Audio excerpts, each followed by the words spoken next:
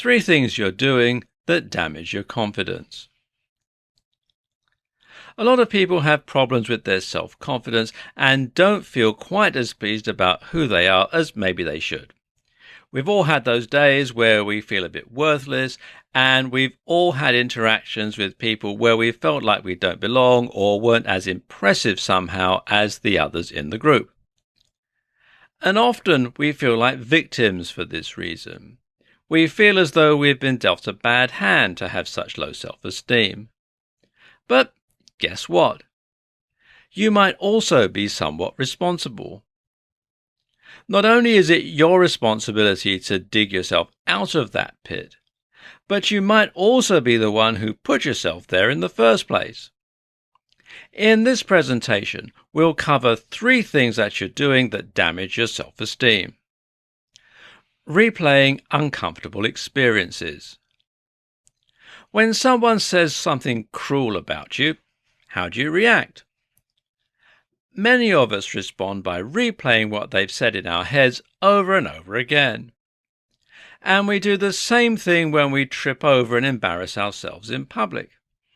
And we do the same thing when we've had a bad date or a bad interview.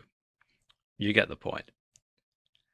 While it's useful to replay these events to look for things we could do better, it becomes destructive if we do this over and over, and you end up cementing certain neural pathways. So, have a debrief, then move on. Being too polite and humble. It's nice to be polite and humble to some extent, but there becomes a point where it actually just amounts to putting yourself down. If you're constantly humble, then you are positioning yourself below others. And eventually you start to believe that's where you should be. And so do other people.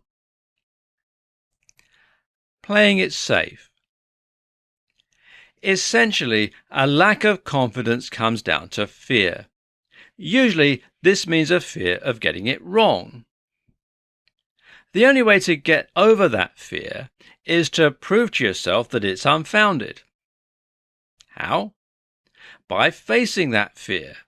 And that means getting out of your comfort zone and taking risks. If you're shy of social situations, then put yourself out there and speak to people. If you're unconfident in doing DIY, then grab that drill and start getting to work. This takes courage.